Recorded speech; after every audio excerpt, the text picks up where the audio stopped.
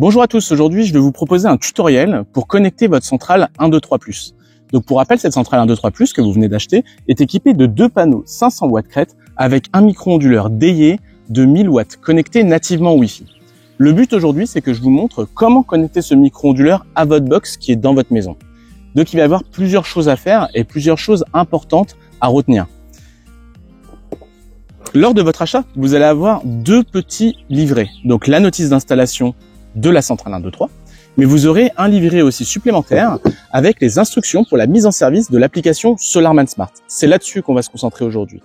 Donc, dans un premier temps, vous allez pouvoir télécharger l'application sur le Play Store ou bien sinon sur l'App Store, selon le téléphone, si vous avez un Apple ou si vous avez un téléphone Android. Par la suite, il faudra créer votre centrale. C'est-à-dire pour créer la centrale, il faudra simplement déjà commencer à s'identifier, rentrer une adresse email et un mot de passe pour pouvoir justement paramétrer tout ça. Vous aurez simplement à suivre les captures d'écran que nous avons mis dans le petit livret, mais là, nous, ce qu'on va se concentrer aujourd'hui, c'est à partir de la page 7, c'est-à-dire d'intégrer le micro-onduleur sur votre box chez vous. J'ai déjà commencé à préparer un petit peu la chose, donc j'ai commencé à appeler la centrale qui s'appellera centrale 123+.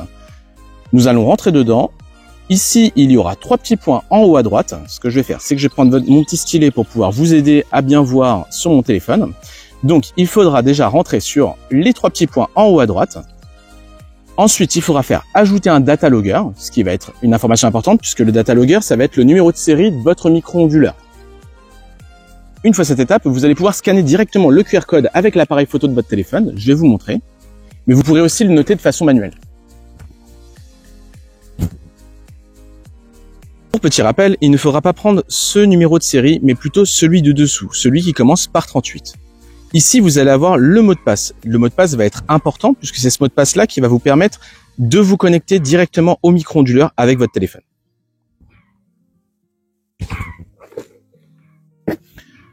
Une fois le numéro de série scanné par votre téléphone, ou bien plutôt le numéro de série peut être noté par vous directement avec le pavé numérique, vous allez valider pour passer à l'étape suivante. Il vous demande si c'est bien cet appareil-là qu'il va falloir associer. Évidemment, oui, c'est ce qu'on va faire tout de suite. Là, il vous demande d'aller à configuration. Ici, ce qu'il va vous demander, c'est d'entrer votre mot de passe Wi-Fi de votre box. Vous vérifiez bien évidemment que la box est en 2,4 GHz et pas en 5 GHz, sinon cela ne va pas fonctionner. Une fois votre mot de passe noté, veuillez bien à regarder directement avec ce petit œil si vous n'avez fait aucune faute au niveau du mot de passe.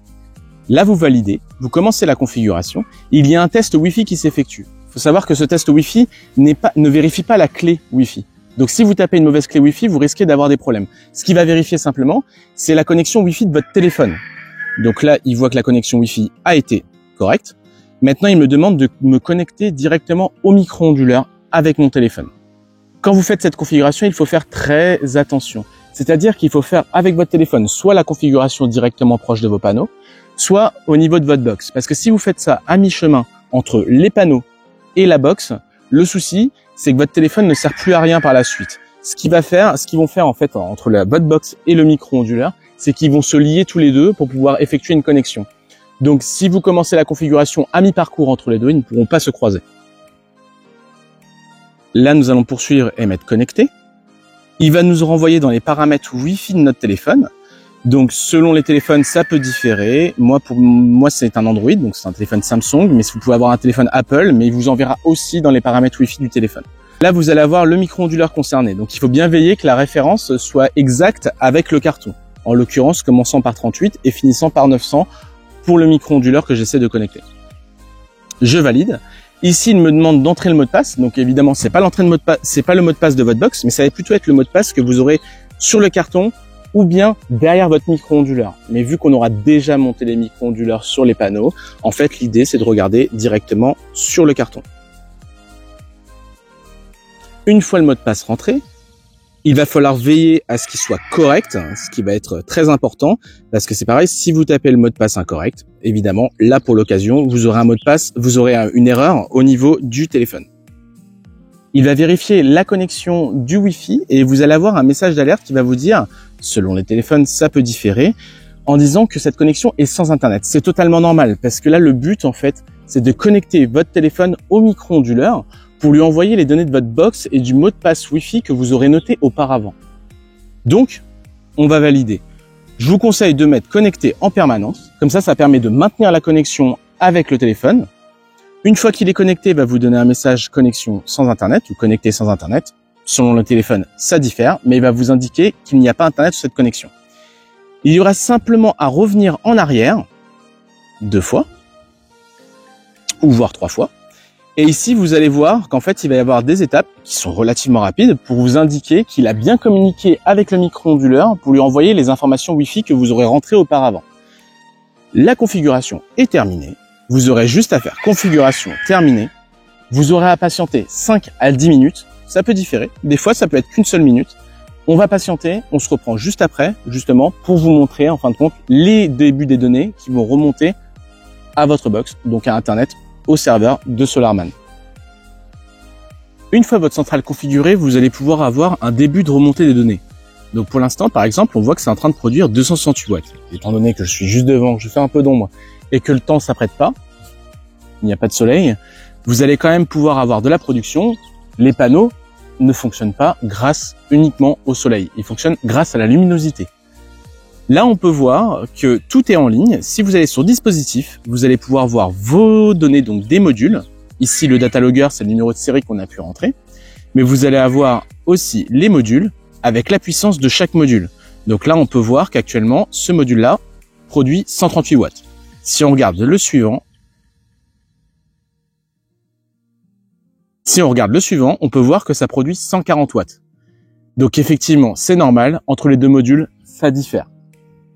Là, ce qu'on peut voir aussi, une information importante si vous avez des décrochages Wi-Fi, ce qui peut arriver, c'est-à-dire que des fois le micro-onduleur passe en hors ligne, c'est de vérifier sur Data Logger la connexion Wi-Fi. Ici, on a l'intensité Wi-Fi. Donc comme vous pouvez voir, je suis assez loin de la maison, donc forcément, j'ai 16% de qualité de réseau, c'est-à-dire 16% au niveau de la qualité du Wi-Fi entre ma box et les panneaux solaires.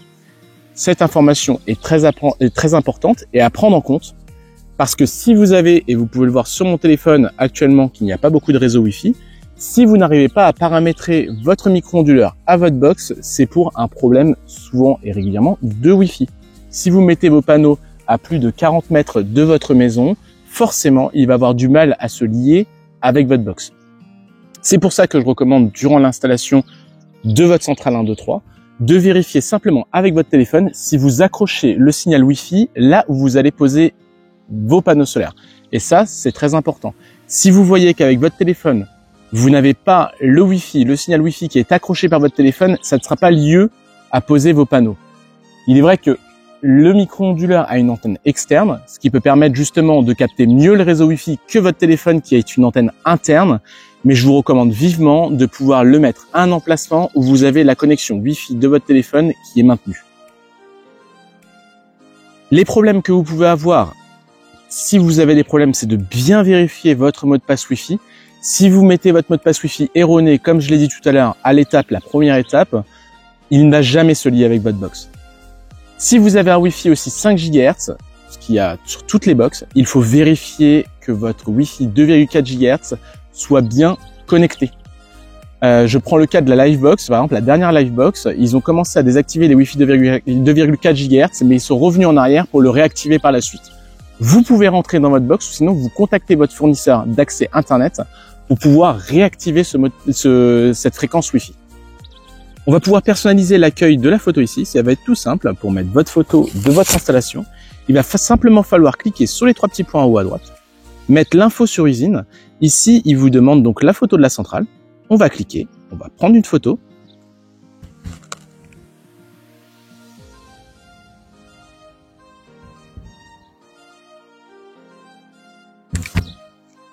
On prend la photo de notre centrale, on valide, on dit que c'est OK.